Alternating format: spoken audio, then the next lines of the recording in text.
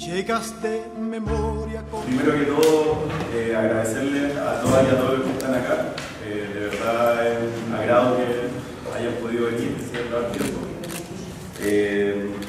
Bueno, contarles que hay dos expositores que vienen en camino, así que esperamos que lleguen, pero si no, siempre podemos continuar. Bueno, antes de presentar acá a los compañeros que tenemos acá adelante, lo primero es como contarles por qué estamos haciendo esto. ¿Ya? Esta actividad se enmarca dentro del 10º aniversario del movimiento de pobladoras y pobladores en lucha. Para nosotros era importante generar algún espacio de vinculación con la academia. Desde el comienzo del movimiento que ha existido esa vinculación, que se ha trabajado en conjunto, el movimiento se fortalece, se nutre de las experiencias profesionales, del aporte que hacen los estudiantes también, pero también es una relación que siempre ha estado en tensión también. O sea, el mundo de la población con el mundo de la academia no necesariamente se relacionan de manera armónica, no necesariamente nos llevamos bien siempre, existen prejuicios de un lado hacia el otro.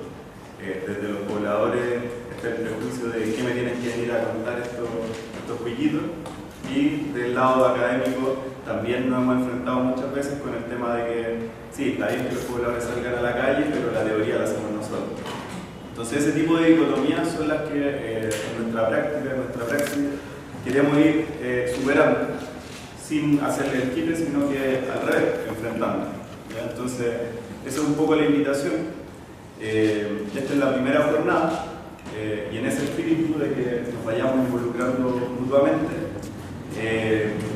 la idea es que en ambas jornadas van a exponer investigadoras y también dirigentes de los movimientos de pobladores. ¿Ya? Esa es la idea. Y también, por otro lado, partimos acá en la Universidad de Chile en este caso, y la segunda jornada va a ser el próximo jueves en Peñalolén, en la casa base, en la sede del MPL, que es en Grecia 5720, ya súper cerca del metro Grecia, por lo tanto, desde ya la invitación a que puedan asistir. Ya nos interesa un montón que se pueda producir este encuentro y que podamos seguir avanzando. ¿Ya? El otro anuncio que antes de empezar les quería hacer, estamos próximos, ya está, va a salir, digamos, ya va a ir a la imprenta, vamos a sacar el tercer libro de nuestra manual de lectura, que es un esfuerzo de producción editorial, de sistematización de diferentes prácticas que el movimiento ha ido teniendo, y este tercer libro va a tratar sobre el tema de la educación autogestionaria, como lo entendemos nosotros, digamos, las prácticas que se han ido desarrollando. Y es un esfuerzo que hicimos desde la militancia como para poder, valga la redundancia, sistematizar un montón de prácticas que en el tiempo hemos ido sosteniendo. Algunas más exitosas que otras, unas que hasta el día de hoy perduran, otras que fueron cayendo, pero en el fondo todo ha sido un proceso de aprendizaje. Vamos de lleno. Nos acompañan acá, va a comenzar Nicolás Ángel Cos, sociólogo, ya su exposición se llama Lucha Social y Lucha Política en el Movimiento de Pobladores. Posteriormente va a seguir Boris Cofré, también sociólogo, que su exposición es del Movimiento de Pobladores, una mirada histórica y también desde los desafíos actuales. Y también allá nos acompaña Diego Millas, militante del MPL, estudiante de acá de Derecho también. Gracias. Bueno, agradezco obviamente a Ignacio que me invitó a hablar hoy día. Bueno, un poco también felicitar al MPL en su celebración de 10 años. Yo cuando hice mi tesis doctoral la hice con el MPL el 2010, en que colaboré en un libro que no sé si se cuenta dentro de los libros de la mutual, que era el 7 y 4, que se celebraban 4 años del movimiento. Y ahora, bueno, han pasado 6 años, se celebran 10, así que bueno, es algo a celebrar en el sentido que siempre la organización tiene cierta dificultad para mantenerse en el tiempo, y no ha sido el caso del MPL. Aparentemente al contrario, entonces eso es bien positivo. Un poco lo que yo voy a intentar proponer, que está contenido en el título, voy a plantear algunas ideas que yo creo que son generales para que podamos después, si se quiere profundizar en algunos aspectos que a ustedes les interesen más. Yo seguramente voy a profundizar en lo que a mí me interesa más en principio, que es justamente distinguir entre lucha social y lucha política al interior del movimiento de pobladores, lo cual es una distinción que uno podría cuestionar, como en principio, por eso creo que la presentación o el título de la presentación contiene un poco lo que quiero proponer. Quiere decir que la lucha social y la lucha política en principio son dos momentos distinguibles, al menos analíticamente. Lo que no supone que estén separados, y un poco lo que yo voy a intentar proponer es que no estuvieron separados buena parte del tiempo en la reflexión sociológica o política también, y que hoy día en la sociología, pero también en otro aspecto, aparece como separado, y de alguna manera lo que yo voy a intentar proponer hacia el final es que uno de los desafíos del movimiento ahora tiene que ver con la capacidad de articular esos dos niveles, que creo que es un problema que enfrenta explícitamente, digamos, el movimiento de pobladores en lucha. Ya el mismo movimiento en su declaración, su documento de presentación, que es del 2010, creo, no, 2006, dice que el movimiento busca, tiene a la vida digna como un horizonte político, y dice un horizonte construido de la propia agenda.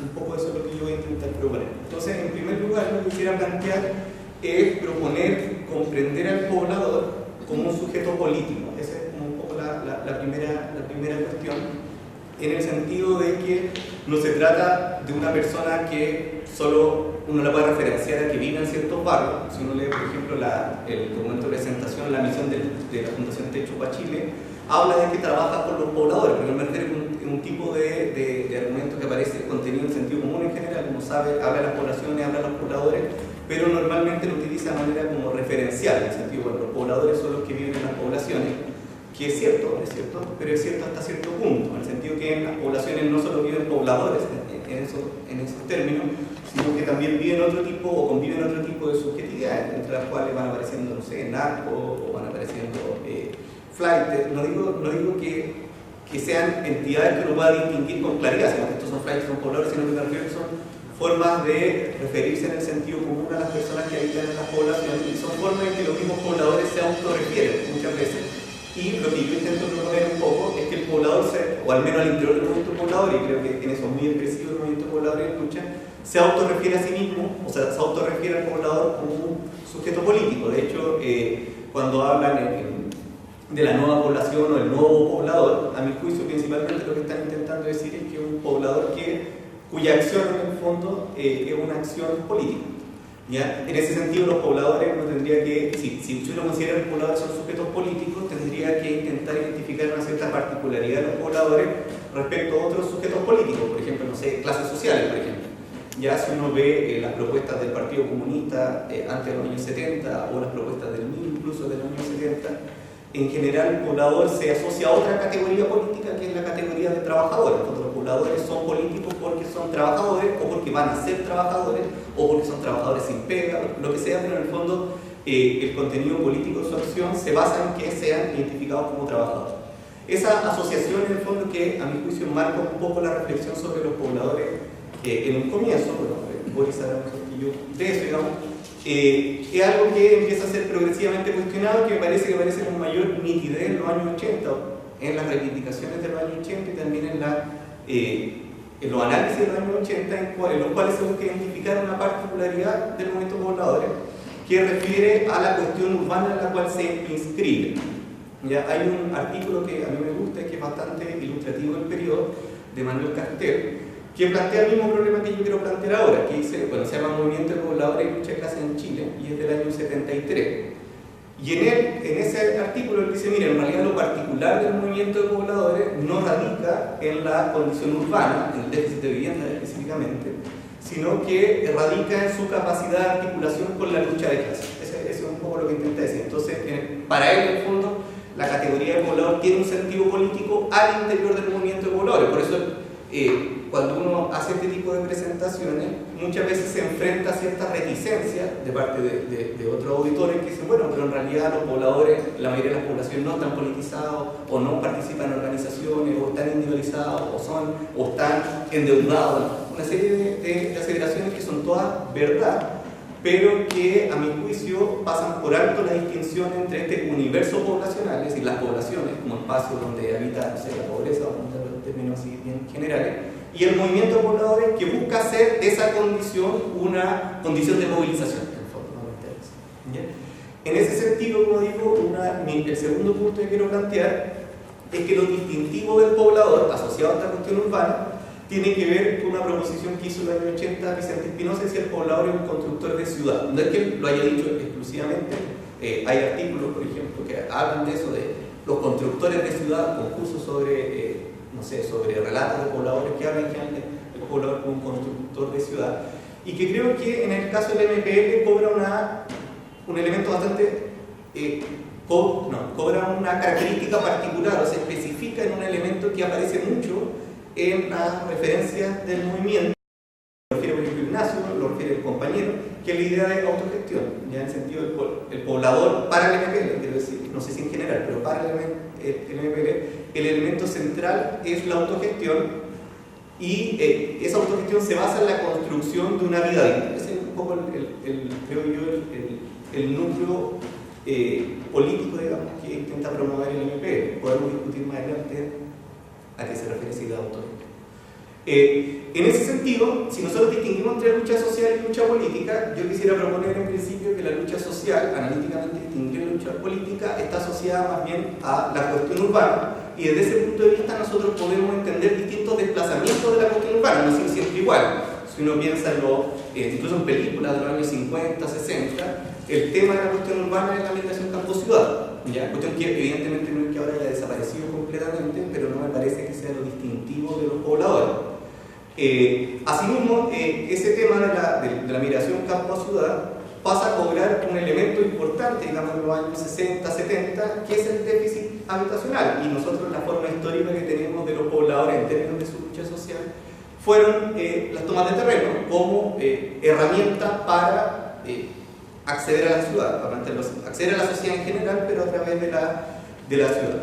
Y en esas tomas de terreno, en el fondo, el problema de la articulación política se plantea directamente, en el sentido de que las tomas de terreno nunca fueron acciones espontáneas, lo que distingue, por ejemplo, una toma de terreno de un campamento, por ejemplo, un poblamiento espontáneo en un cerro o a la ribera de un río, sino que son dirigidas, son fruto de una acción colectiva y normalmente eran dirigidas por actores políticos, ya en algunos casos bastante obvio, digamos, como el caso del año 57 con la toma de la Victoria, su relación con el Partido Comunista, o en los años 70 con el MIR, ¿no es cierto?, la población no alabana, la población dormida, es decir, eran poblaciones en el fondo que eran construidas por pobladores, pero que estaban directamente articuladas políticamente con ciertos actores. Y es más, también obviamente había ciertas articulaciones con actores políticos que eran más bien reaccionarios, para utilizar el lenguaje de la época, con la democracia cristiana, por ejemplo.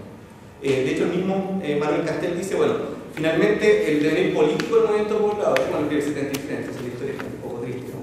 El devenir político del movimiento poblador finalmente si opta, dice él, por una alternativa revolucionaria, que para él es la que representa el MIR y de la cual en el fondo él se siente parte, de una alternativa reformista en un sentido más de izquierda, digamos, que sería la alternativa representada por la Unidad Popular o por el PC, o una alternativa reaccionaria, digamos, que era la representada por la democracia cristiana. En ese sentido, como digo, la toma de terreno nunca ha sido un instrumento que en sí mismo haya tenido una orientación política, no es que haya sido siempre transgresor, eso es lo que quiero decir. En los años 70, la democracia cristiana utilizaba, por ejemplo, las tomas de terreno para desestabilizar el proyecto de la Unión Popular. O cuando en el fondo la Cámara Chilena de Construcción le pone trabas para las promesas de construcción de vivienda al gobierno de Allende mismo, o no Allende, pero la Unidad Popular impulsa las tomas de terreno como estrategia de urbanización. Es decir, el Estado ayuda a los pobladores a tomarse los terrenos, por ejemplo, ya que algo obviamente bastante distinto a lo que ha pasado actualmente. Y esa cuestión urbana, en el fondo, hoy día ha cambiado en el sentido que, bueno, por un lado el déficit de vivienda es bastante menor no porque sea bajo, sino porque es bastante menor de lo que había antes en términos comparativos. Fíjense, cuando se acaba la dictadura, más o menos faltaban 1 millón de viviendas, hoy día faltan 450.000, algo por el estilo, en un contexto de terremotos, en que aumentaron el déficit. Y desde ese punto de vista yo creo que no hay que pasar por alto ni minimizar la acción del Estado, en sentido positivo y en sentido negativo. O sea, entre el año 85 y el 2005, Chile fue el Estado que construyó más viviendas sociales en el mundo, a ese nivel, digamos. Con consecuencias que nosotros conocemos y que en general la sociología urbana o la arquitectura intentaron como denunciar, que era principalmente la segregación. ¿Ya? Entonces, en ese sentido, creo yo que hoy día la cuestión urbana no está tan marcada por el déficit, así como pedir casa, el Estado da casa, más allá de que nosotros podemos cuestionar el mecanismo a través del cual asignan la casa o la insuficiencia de esa asignación de casa, pero da casa, sino que el problema es más bien el desplazamiento, es decir, efectivamente la erradicación de los pobladores hacia la periferia de la ciudad. ¿Ya?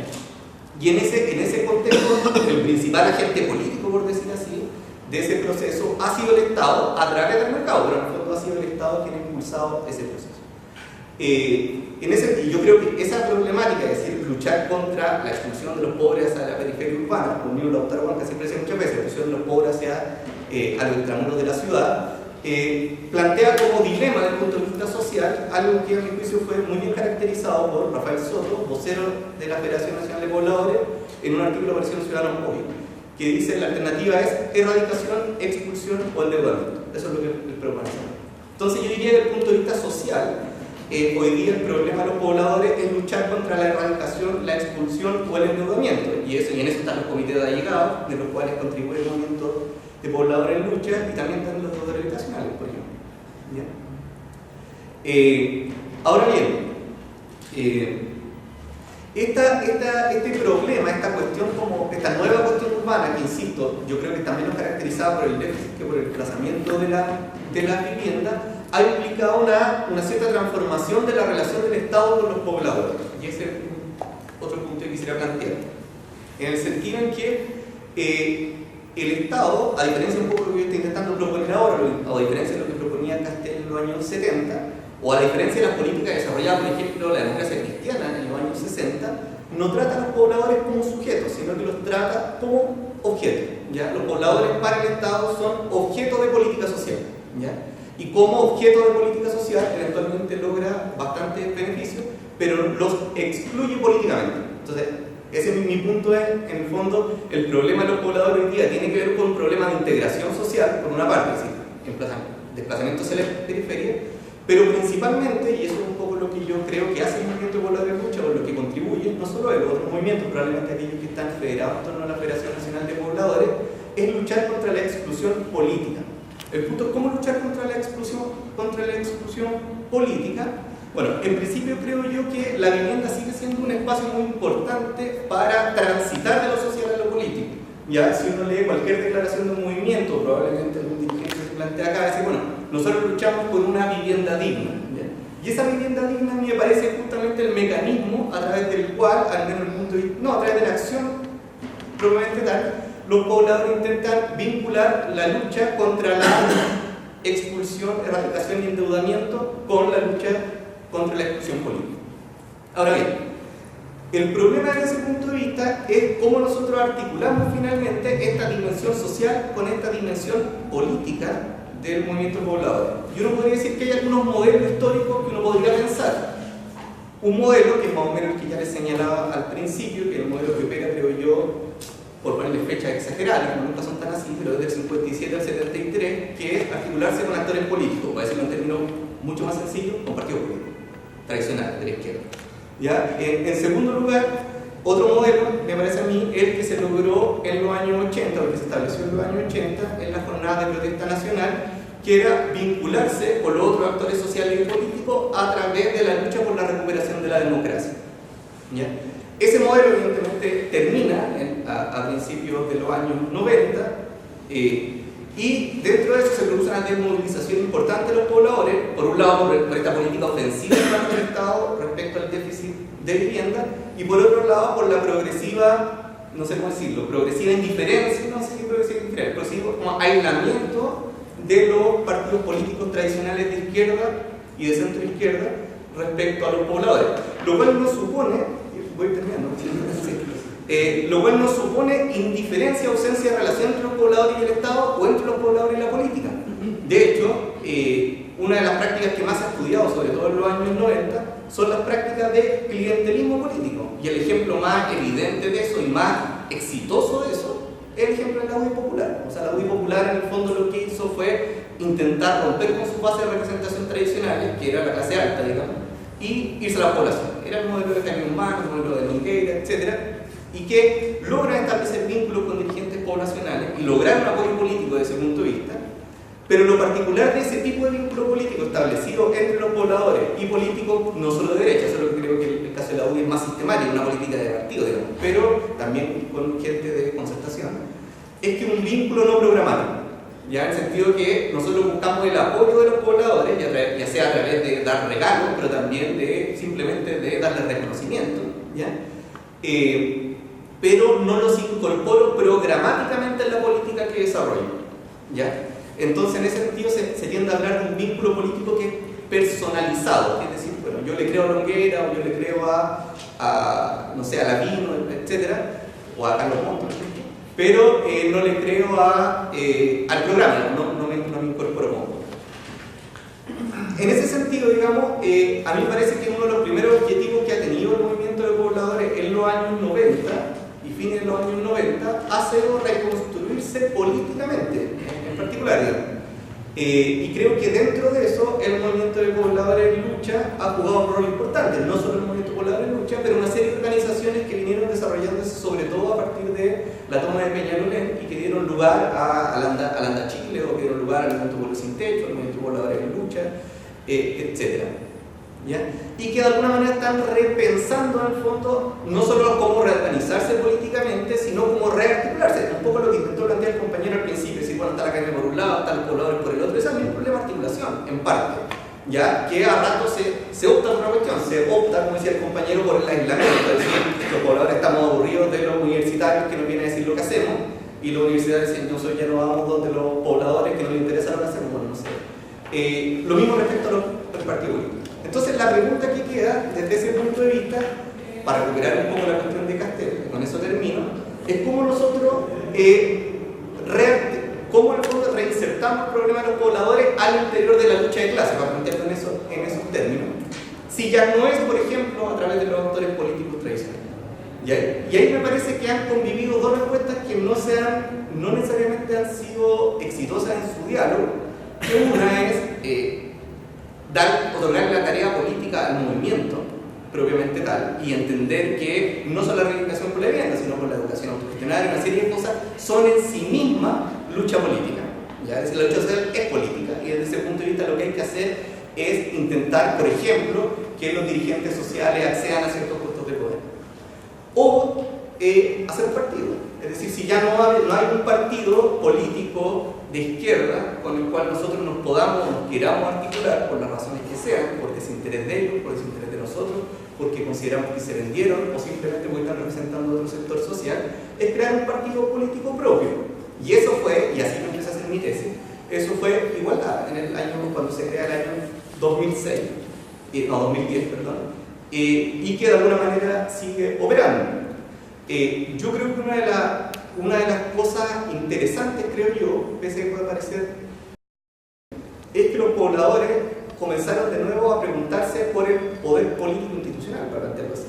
¿Ya? O sea, yo muchos dirigentes que entrevisté, algunos muy conocidos, hasta el año 99, 98, 99, de elección más bien milita, cosas por el estilo, rechazaban directamente la elección, porque era legitimar la política burguesa, porque no servía para nada, por lo que sea. Porque justamente esa política institucional no era expresión del poder, entonces no eran espacios legítimos que ocupaban, etc. Y hoy día se hacen esa pregunta. Entonces, simplemente como para terminar, diría yo que hoy día el movimiento de pobladores en lucha, pero los movimientos asociados con los cuales están, siguen conviviendo en esa pregunta, es decir, con qué actores articularse, cómo articularse, no articularse, es decir, hacer un movimiento autónomo, como la idea, como la cuestión que enfrentaba la clase obrera del siglo XX, como decir, hacer un frente único, hacer un frente popular, vamos solo o vamos con gente, es una pregunta. Y segundo, si lo hacemos, ¿cómo lo hacemos? ¿Con qué actores políticos? ¿Con qué instrumento político? Con un partido, pero ¿qué partido? Y ahí en el fondo conviven también visiones más movimentistas, es decir, en el fondo el partido es un paraguas de la lucha social, o una visión más leninista, es decir, el partido es justamente el dispositivo institucional para articular la lucha social y la lucha política. Bueno, ahí. Gracias.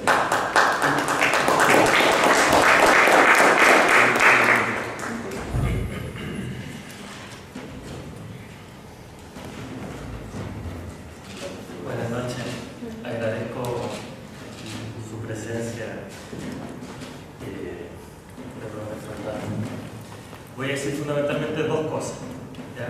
Una refería a la historia y otra refería a los desafíos del presente.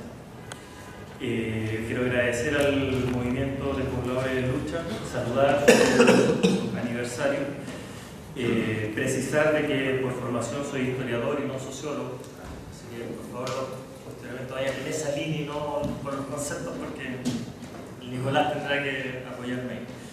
Bueno, lo primero, en términos de...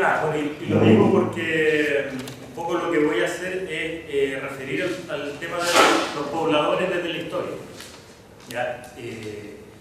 Entonces, voy a, como digo, decir dos cuestiones principales, lo histórico y los desafíos actuales. En términos históricos, y les aviso, tengo muy presente estudios en los que he estado trabajando en el último tiempo que están situados fundamentalmente en torno al problema de la vivienda. Entonces, cuando estoy pensando en los pobladores, y todo el rato que hable, estoy pensando fundamentalmente en torno a la lucha por la vivienda en Santiago. Eso es lo que yo conozco. Yo no conozco, por ejemplo, Concepción o no sé. Ese es un poco el marco.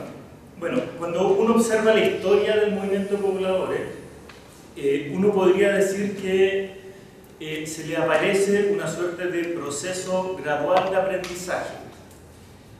Esto es bien interesante cuando uno lo ve como en detalle. El movimiento va constituyéndose y va, en ese proceso de constitución, va como generando ciertos aprendizajes que, los sociólogos nos dirían, van como aprendiendo cierto repertorio de acciones colectivas, que no estuvieron siempre ahí. Lo de la toma de terreno, lo del comité, etc., eso se aprendió. No es que siempre estuvo ahí. Entonces es interesante ver cómo hacia los años 40, por ejemplo, hay las primeras experiencias de ocupación de terreno, de articulación con lo institucional, etc., pero todavía uno observa que es bien incipiente en relación a lo que va a venir después. En los años 50 uno puede ver de que lo que se fue haciendo, que por supuesto está articulado con la iglesia, con algunos partidos de izquierda, va generando cierto aprendizaje. Ahora, y eso es muy claro después hacia adelante, pero no quiero avanzar todavía, hay que decir de que ese proceso de aprendizaje lento y gradual, esa forma como de prácticas que la sociedad va aprendiendo, este segmento de la sociedad va como naturalizando, etcétera, va como adquiriendo, asimilando, no es lineal. Si bien es gradual y es lento, no es lineal. No es que se sabe menos y luego se sabe más, sino que más bien está como definido por momentos y escenarios políticos. Y esto también es importante porque permite entender de que ese proceso de constitución del movimiento no es endógeno, no está aislado, no es autónomo, sino que está súper definido por los escenarios y los momentos políticos. Y por lo tanto ahí lo institucional, los partidos, el Estado, son determinantes respecto de la trayectoria que va a tener ese aprendizaje. Entonces, primera idea, se produce ese aprendizaje, uno lo puede observar, es súper bonita esa historia, no hay tiempo para contarla, pero eso se produce. Pero está contenida en momentos políticos, y esos momentos políticos por lo general el poblador no los produce, más bien vive en esos momentos políticos, o incide en ellos, de pronto irrumpe y lo modifica, pero el Estado rápidamente se ajusta.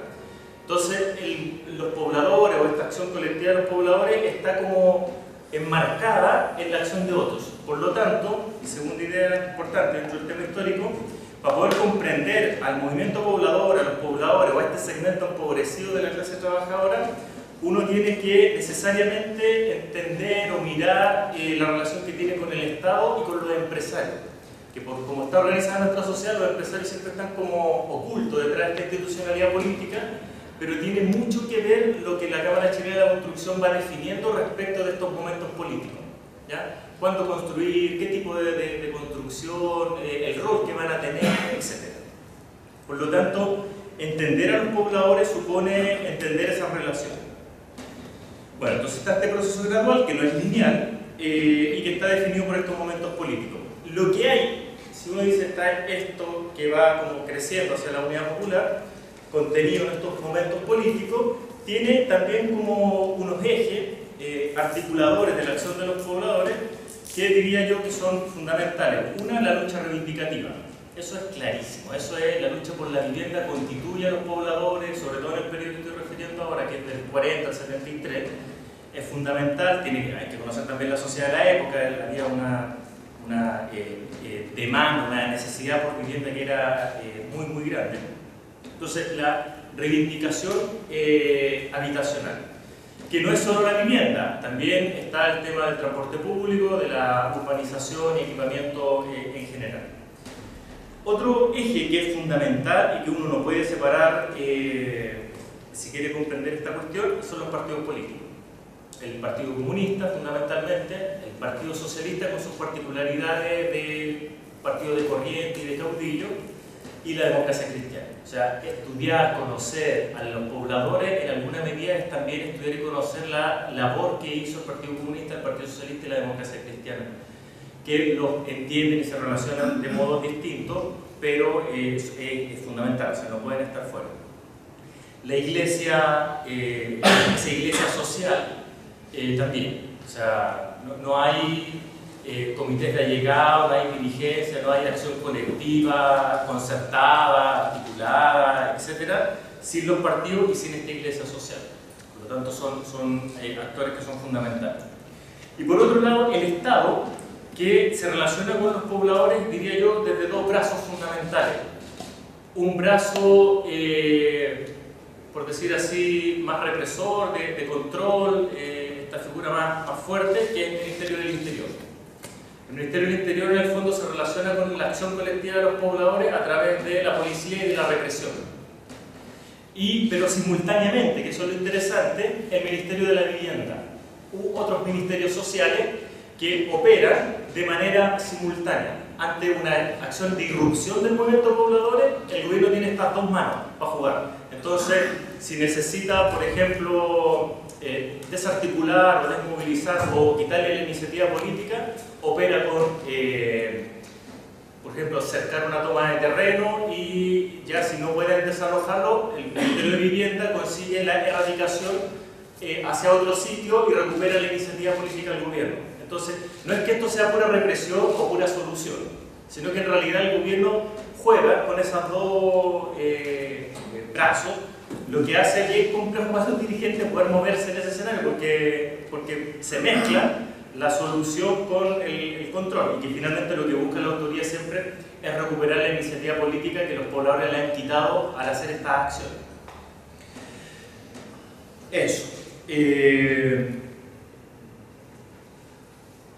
Bueno, solo señalar, solo porque es muy linda la historia, y los invito a leer historia, porque sus vidas van a ser mucho más ricas si leen historia. Decir de que hay hechos que son fundamentales en la historia del movimiento pobladores, hitos que como que marcan claramente la toma de la victoria es un momento simbólico, que marca un cambio respecto de la relación que tiene este segmento con el resto de la sociedad. Digamos que es el momento en que ellos entran a la escena política de manera más clara como un sujeto, como un actor que va a irrumpir. Luego uno diría que hay un reflujo, se mantiene este proceso de aprendizaje, estas relaciones complejas, y el segundo momento importante es Hervín de la Victoria, el 67, que es otro momento de alza. El gobierno de la DC logra armar una estrategia de desarticulación que le funciona al 68, tiene un par de muertos entre medio de pobladores, y que tiene como hito final Pampa y Iguay. O sea, el fondo del gobierno toma la decisión de no permitir las tomas, las desarticula, las reprime. Ahí hay algunos muertos que no son muy conocidos, y finalmente eso explica Pampa y Iguay, que es una matanza grande de 12 pobladores en Puerto Montt en el inicio del 69. Y eso le quita el espacio político del gobierno para reprimir, y de ahí se destapa la olla y viene la ola de tomas de terreno que va a recibir a la Unidad Popular. Decir también algunas cosas respecto a ese movimiento, que si bien debe ser de los momentos de mayor alza del movimiento de pobladores, después del 71 vive cierto proceso de desarticulación o de descomposición que es muy poco conocido. El Partido Comunista en general ya no apoya las tomas, ya estando en la UP, cierto sector del Partido Socialista tampoco, y es más bien el MIR, cierto sector del Partido Socialista los que empujan eso. pero además se abre el espacio para acciones que ya no son tan articuladas ni están tan en los márgenes previos de cualquiera. O sea, las tomas de casa, de sitio, de forma, comillas, más espontánea se desatan, el 71-72 en Santiago. Entonces ahí ocurren cosas que yo me atrevería a decir que ya son ciertas descomposiciones del movimiento. Eso.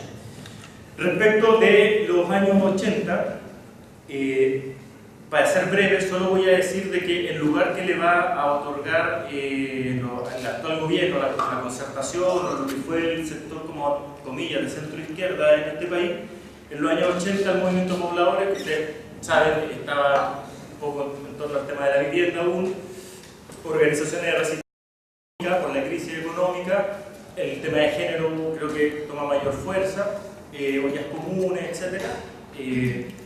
Y la iglesia, por supuesto, que va un poco a suplir el lugar que habían tenido los partidos políticos. Lo que quiero decir es que esa élite que hoy día gobierna este país desde el Poder Ejecutivo le da un lugar a los pobladores en los años 80 como de base de apoyo legítima. Por lo tanto, legitima lo popular, legitima al pueblo, legitima lo poblacional. Entonces, los 60 eran legítimos, se ganan esa legitimidad, y en los 80 otra vez son legítimos. En cambio, esa misma élite, una vez devenida en gobierno, la concertación en los años 90, gira y más bien genera una política de desarticulación, de desmovilización, y yo me atrevería a decir de criminalización y de estigmatización del segmento popular, que es un poco lo que hoy día ve uno en las noticias.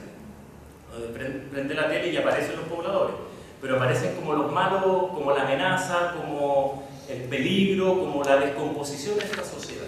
Son los mismos, el mismo segmento. Lo que pasa es que políticamente a estos partidos ya no juegan ese rol. Entonces, ahí yo quisiera comentar para la discusión respecto del lugar que juegan hoy día los pobladores en la política institucional. Creo que tiene que ver con esa criminalización que se ha realizado sobre ellos. Eso. Y para cerrar desafíos actuales, yo diría que considerando que el escenario político ha cambiado bastante, por suerte, estoy muy esperanzado con el tema de la AFP, con el tiempo de mi vida, y lo digo bien en serio, en broma, bien en serio. Desde el 2006, 2011 y yo diría 2016, el escenario político en el país cambió y tenemos un actor que está presionando por producir o empujando por producir transformaciones a la estructura económica, política, etc. Que, voy a hacer la simplificación que los sociólogos se van a espantar, pero que uno podría decir es el movimiento social. ¿Ya? Y ese movimiento social que tiene elementos políticos, qué sé yo, contiene mucho de las reivindicaciones de los sectores medios. ¿Sí? Está vanguardizado, está representado o puesto por el movimiento estudiantil. Y diría yo que ahí carece, ahí falta la demanda, la reivindicación, falta la fuerza del elemento popular. Entonces yo diría que uno de los desafíos hoy día para quienes construyen, trabajan, organizan en el movimiento de pobladores es justamente producir una articulación que les permite incorporarse a ese movimiento social que está chocando con el Estado subsidiario, que logre incorporar las reivindicaciones propiamente populares a esas acciones. Creo yo que eso aún no ha ocurrido. Uno de los grandes desafíos y dificultades para articular los trabajos poblacionales es que la realidad poblacional es muy heterogénea. Y también hay cierta tradición de caudillismo, etc. Por lo tanto, creo yo que el desafío es articular esa heterogeneidad en torno a ciertas reivindicaciones que pueden incorporar en este movimiento social el elemento popular en las luchas con Peña.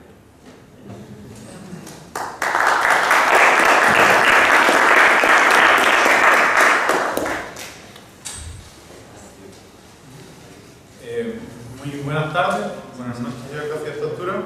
Yo también voy a usar el término intelectual. Yo soy estudiante de Derecho, entonces soy parte de la formación cultural que es como el sistema universitario en Chile. Y también voy a hablar desde mi perspectiva no como universitario, sino como militante, precisamente haciendo cargo un poco lo que decían los compañeros, reconociéndome no solo como estudiante, que es esa categoría que niega la diferencia, sino precisamente como estudiante, hijo de trabajadores y trabajadoras, y poblador también, ¿por qué no? ¿Ya? Entonces, luego de esa como base conceptual básica, voy a comenzar hablando de lo que es la historia del MPL para ir en el camino otorgando ciertos elementos como conceptuales, ciertos elementos políticos e ideológicos que logran conformar cuál es nuestra perspectiva hasta el día de hoy, porque siento que se está dando un poco por presupuesto que todos menos saben lo que es el MPL. Ojalá sea así, y si así estamos avanzando bacán, pero si no es así, voy a intentar suplir todas esas deficiencias para que quede completamente claro cuál es el sentido del foro y qué significan estos 10 años, porque la celebración no solo que cumplimos 10 años porque sí, sino precisamente que son 10 años de lucha, autogestión y educación popular. Entonces, teniendo eso en cuenta, podemos remontarnos a quizá uno de los hitos, a mi parecer, fundamentales de lo que es la transición como democrática en la nueva configuración de movimientos sociales hacia finales de los años 90 y principios de los 2000. Creo que ese hito fundacional es precisamente la toma de Peñalolén, la toma del terreno de Miguel Nasur, que en el año 1999 pone justamente en la palestra la posibilidad de articulación de sectores incluidos como de la política y no solo de la política, sino que del espacio de construcción incluso social, que era un espacio que había sido no solo excluido, sino incluso invisibilizado. Entonces, la toma de Peñalolén del año 99, a mi parecer, es una suerte de punto de inflexión en el sentido de que logra poner en el ámbito de lo público, es decir, en este ámbito de disputa de las ideas y de construcción política propiamente tal, la posibilidad de disputa, valga la redundancia, respecto de la forma que se estaba construyendo, se estaba llevando adelante en nuestro país. En virtud de aquello, hacia el año 2003 se funda el Comité de Lucha y Vivienda.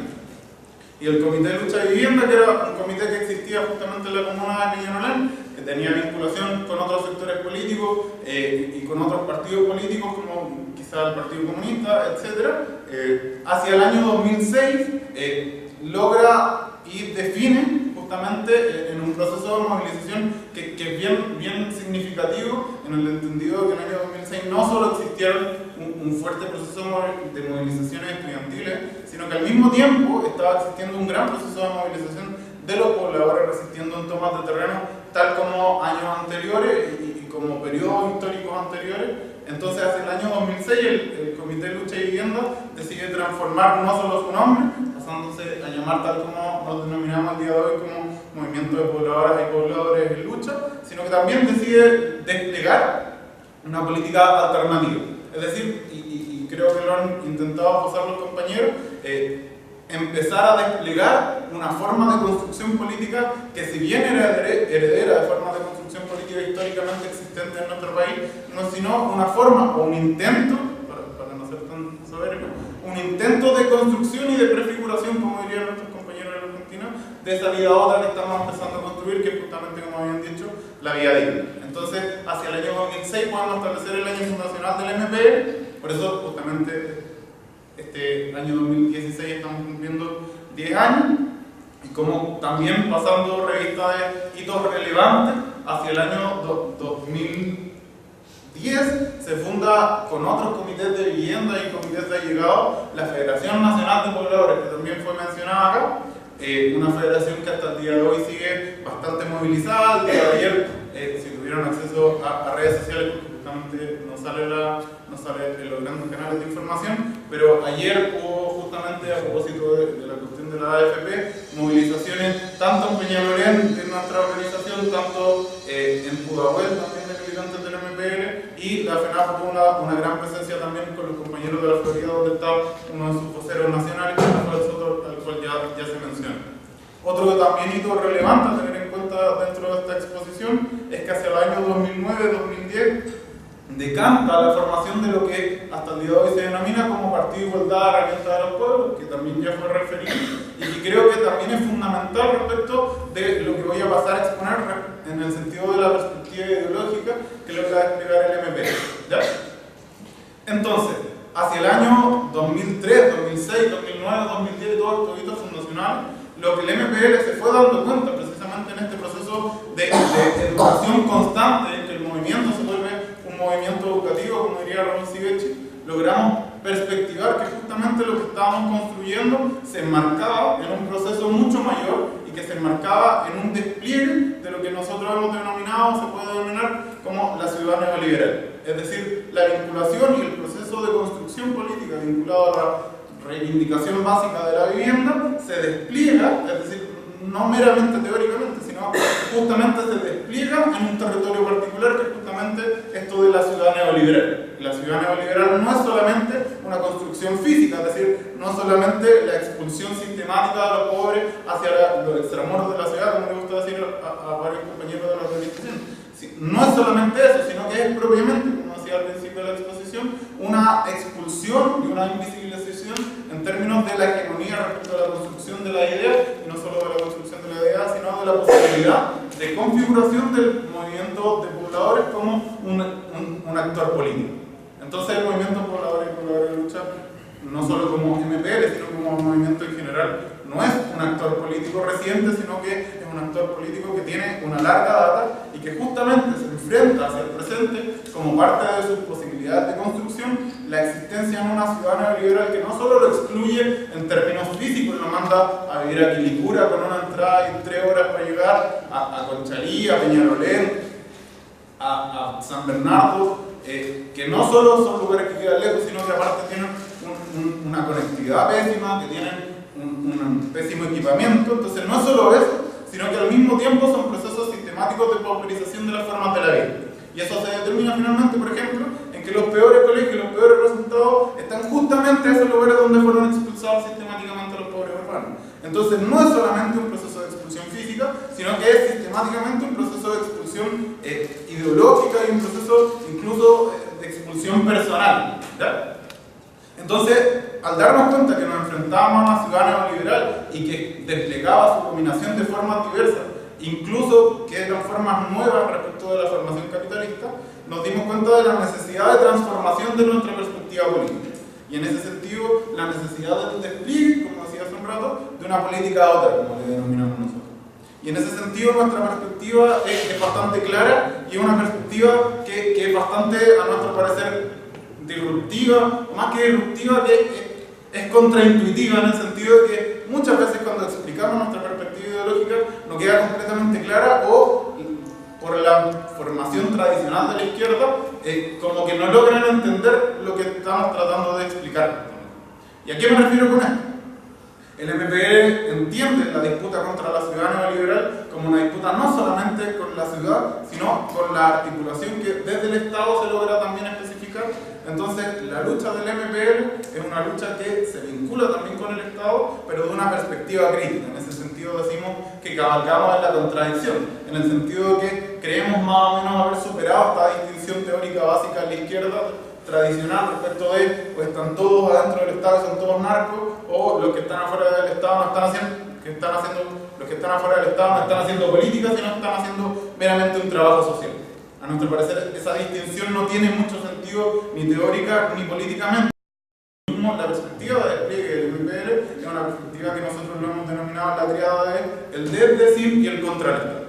Entonces, nuestra perspectiva no es solo la disputa por recuperación de recursos y por recuperación de espacios decisionales y de poder en el Estado, sino que al mismo tiempo es un espacio y es un espacio de construcción de contrapoder respecto del Estado, de expulsión de formas mercantiles y estatales en los espacios de nuestra vida, y al mismo tiempo, más profundamente respecto de aquello, la autogestión como herramienta para construcción del poder popular, y no solo del poder popular, sino de la recuperación de la gestión y la soberanía sobre cada uno de los espacios de nuestra vida.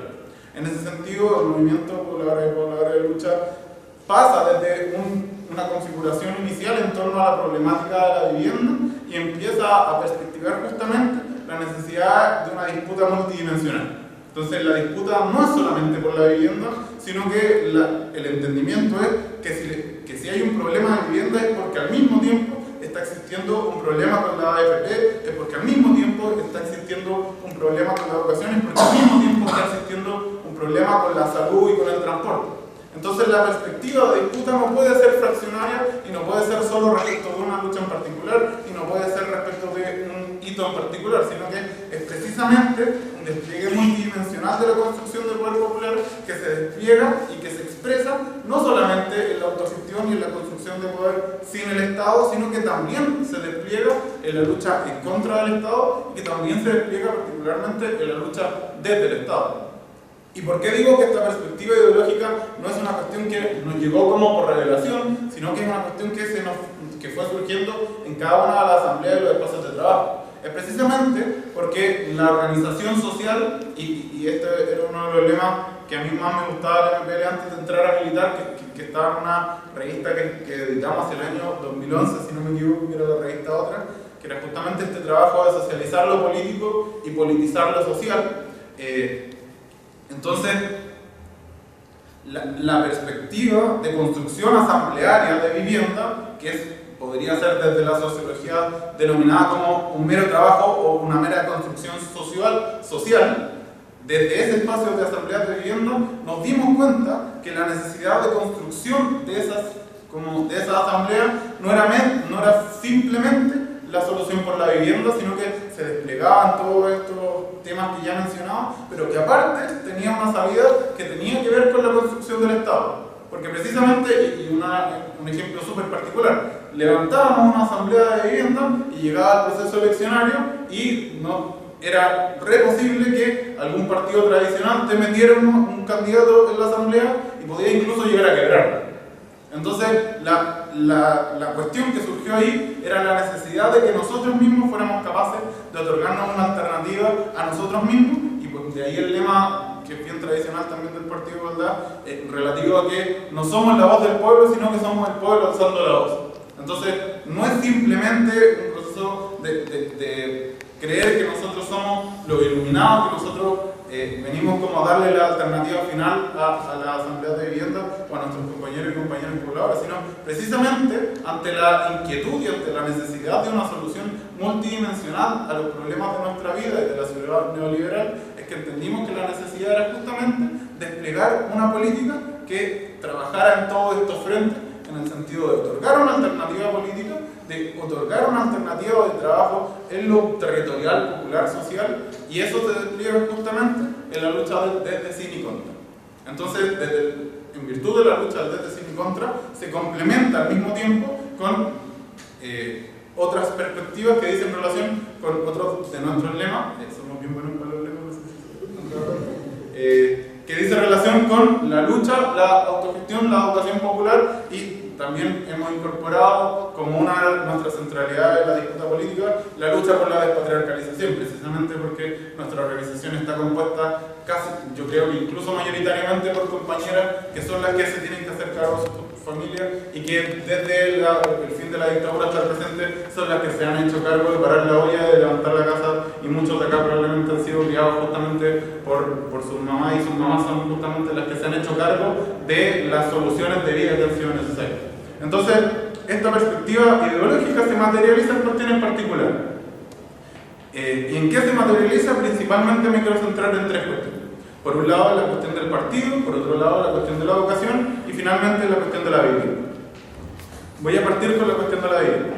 Entonces, esta perspectiva de construcción de la ciudad neoliberal nos lleva a la necesidad de dar soluciones de vivienda que no fueran entonces meramente mercantiles y meramente estatales. Entonces, en ese sentido, el MPL se organiza en base a asambleas de vivienda que intentan dar soluciones habitacionales a sus militantes y a sus colaboradores o cercanos de una forma que no tenga que requerir el trabajo con el Estado o con el mercado.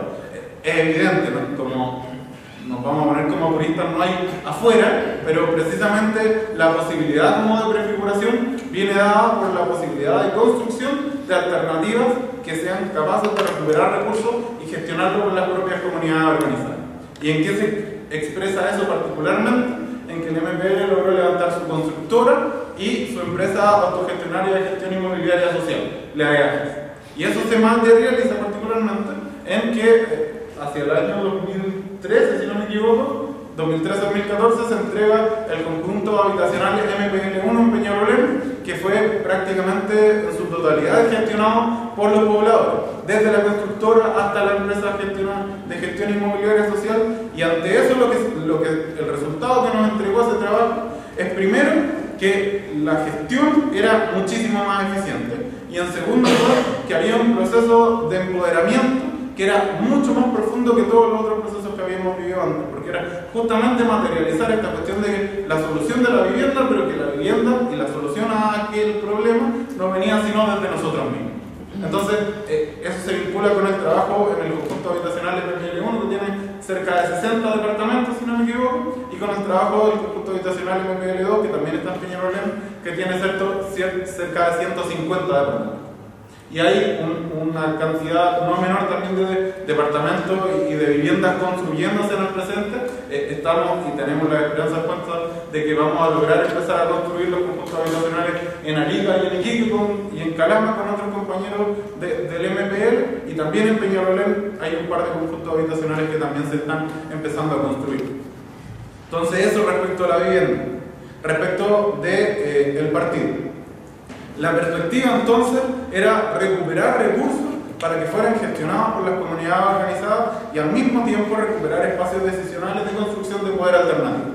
Y ante eso se conforma el Partido Igualdad, que, como decía el compañero, es un partido que presenta justamente estas tensiones entre lo viejo que no termina de morir y lo nuevo que no termina de nacer, en el sentido de que justamente está esta disputa entre la construcción de la vieja izquierda de un partido, el Partido de la Revolución, del Partido Leninista, y justamente una perspectiva de lo que al Nacho le gusta decir como la novísima izquierda, una izquierda que tiene harto de herederos de los zapatistas y de tradiciones como que justamente lo que buscan es la horizontalidad en el trabajo, y eso tiene que ver mucho con nuestra forma de construcción política. Entonces, el partido lo que hace justamente es coordinar y articular una serie de trabajos territoriales que de otra manera no serían sino esfuerzos más o menos individuales. Entonces, justamente, yo creo que la gran diversidad y la gran fortaleza del Partido Igualdad no es justamente la diversidad. O sea, lo que estoy tratando de decir es que la fortaleza del partido es justamente lo que muchos podrían considerar su debilidad. En el sentido de que es justamente un partido conformado por una cantidad de movimientos territoriales, sociales, que pueden tener en determinados momentos intereses más o menos contrapuestos, pero que tienen una perspectiva de construcción horizontal y que tienen un sur común. Y yo creo que eso es precisamente lo que nos permite trabajar en conjunto y lo que le da justamente la fuerza al Partido Igualdad, que entiende justamente aquello que el capitalismo postindustrial entendió hace cerca de 20, 30 años de dominar en la diferencia. Nosotros precisamente lo que estamos intentando hacer hoy día es construir en la diferencia, entendiendo que cada uno de nuestros territorios tiene diversidades particulares que no podemos entender todos. Los compañeros de Copiapó, de Concepción, de Puerto Montt tienen muchas problemáticas que nosotros como santiaguinos, que han tenido como un proceso de desarrollo mucho más cómodo porque está todo el poder concentrado acá en Santiago, entonces hay cuestiones que los santiaguinos no logramos entender. Pero precisamente hay algo que nos vincula, y eso que nos vincula es justamente el entendimiento de que estamos construyendo una perspectiva común y que estamos disputando una ciudad que, si bien tiene expresiones particulares diversas, tiene una matriz de configuración común. Entonces, justamente esa es la gran fortaleza del Partido Igualdad, de lograr construir en la diferencia, y en virtud de aquello hemos ya participado, si no me equivoco, en 2 o 3 elecciones, y yo ya voy a ir cerrando, donde hemos tenido bastante auspiciosos resultados. Una de nuestras mejores campañas, creo, y probablemente la conocen más o menos, fue la de la compañera Roxana Miranda, donde logramos poner ciertos temas que a nosotros eran particularmente relevantes de poner en cuenta, y ahora nos disponemos en octubre, noviembre, disputar un nuevo espacio de construcción política en las elecciones municipales. Y finalmente, para ir concluyendo, la cuestión de la vivienda nos fue llevando a una serie de otras cuestiones, dentro de las cuales una de las más relevantes, a mi parecer, es la cuestión de la educación. Entendía la educación no solo como el movimiento educativo, porque de eso sabemos bastante. Nos consideramos un movimiento educativo, y cada asamblea y cada espacio de construcción, como este o como nuestras asambleas de base, son espacios educativos profundamente políticos. Pero al mismo tiempo hemos entendido que la forma de solución del problema de la educación no pasa nuevamente ni por el mercado ni por el Estado. El título de propiedad, póngalo donde quieran. Lo puede tener el Estado, lo pueden tener los privados. Lo relevante justamente del problema educativo, y que se vincula bastante con el problema de la matriz ideológica de la cuestión de la vivienda, es quién finalmente distribuye los recursos y quién finalmente define cuál es la gestión de los recursos, y más importante aún, cuál es la gestión política de los espacios. Porque precisamente de lo que se trata es de construcción de espacios liberados y autogestionarios que lo que permitan es prefigurar esta vida a otra, y en virtud de aquello lo que hemos intentado hacer va desde una red de jardines comunitarios autogestionarios a un colegio de adultos, para jóvenes y adultos, y estamos intentando ahora levantar... Queda poquito tiempo. Y ahora estamos en proceso de levantar nuestra primera escuela básica. Entonces lo que hay es la posibilidad de solución de los problemas sociales, no recurriendo al Estado ni al mercado, sino que precisamente, y por eso estamos materializando esta contradicción que es la lucha del sin y contra, a través de la recuperación de los recursos que se ganan a través de los impuestos del Estado, pero siendo gestionados por las comunidades territoriales organizadas, y que las definiciones políticas no quedan sino en las comunidades territoriales organizadas de manera horizontal y revolucionaria. Muchas gracias.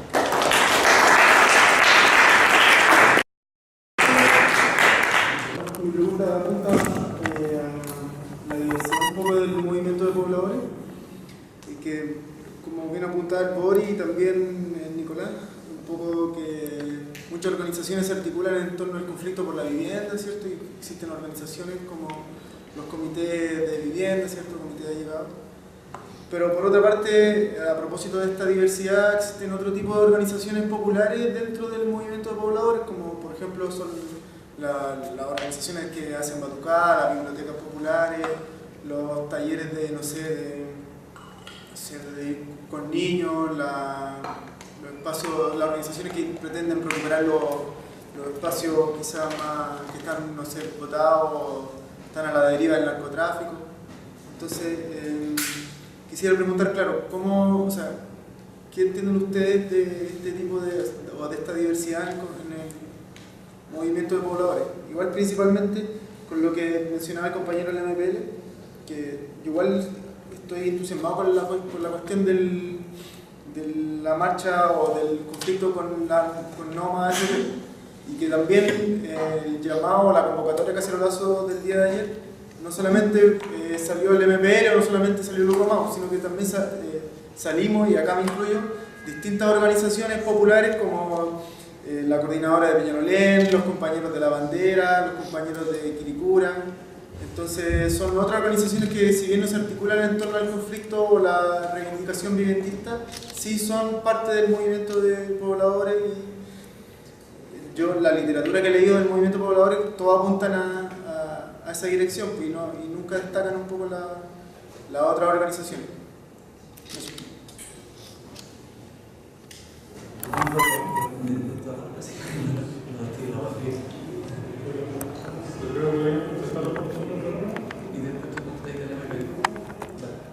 Bueno, solo muy rápido.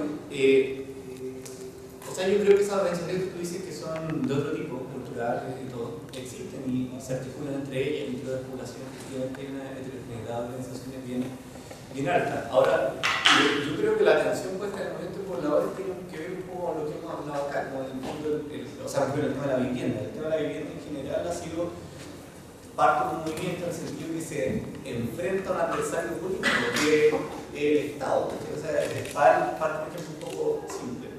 Hace un poco entrevistaba a unos pobladores de la Florida que estaban demandando un terreno, y yo les preguntaba por qué ellos creían tener derecho a ese terreno, y me decía porque es del CERVE y es de todos, entonces iban a pelear al CERVE. O sea, lo que voy es que no es solo tener la demanda, varias personas están viviendo y todo, sino que es una demanda que está dirigida al Estado, que está exigida al Estado y que está en permanente conflicto con el Estado, un poco asociado a lo que también planteaba Boris, ¿no es cierto? Ya sea asociado por el lado negativo de la represión o por el lado positivo de la solución. En cambio, la otra a mí me da la impresión que las otras organizaciones, si bien alimentan, si se quiere, culturalmente también al movimiento, tienen una acción que es mucho más local y que es muy valiosa, pero a mí me parece que no está en conflicto con el Estado, más allá que en todo conflicto con otros actores sociales, por ejemplo los ricos, los capitales, no sé, más allá que defiendan una cierta identidad popular o por el estilo. Bueno, solo eso es hacer. Yo voy a ser breve, se los prometo. Poblador aquí está afuera y quiere que terminemos con el tema. Sí, mira, yo creo que habría que distinguir entre los conflictos, entre tipos de conflictos. Y creo que el segmento popular no se ha desajustado de la institucionalidad. lo que se desajustó fueron otros segmentos de la base de la sociedad. Por lo tanto, ayer muchas esquinas de poblaciones se hicieron estos meetings, en algunas hay más trabajo, otros menos, pero el actor base, el segmento popular no está desajustado, por lo tanto no responden más aún. En cambio, el sector más medio, los sectores medios, sí, se pegaron ese ajuste. Por lo tanto, yo diría que el momento de los pobladores va a ocurrir otra vez y en el fondo todos estos van a poder articularse cuando se produzca ese quiebre. ¿Dónde se va a producir? No está claro. El tema de la FP ayuda, pero lo que yo digo son quiebres más bien históricos. No está en nuestra voluntad poder decir hay que dejar de hacer taller con niños, hacer otras cosas. Es más bien en algún punto se producen esos quiebres. Tal vez hay que ir a favorecer esos quiebres, pero son quiebres más históricos. ¿Entiendes? No responde a la voluntad individual de una generación. Yo voy a contestar afuera. Oye, chiquillos, disculpen con el tema de la sala, pero si quieren podemos seguir afuera y la invitación para el otro jueves que ahí tenemos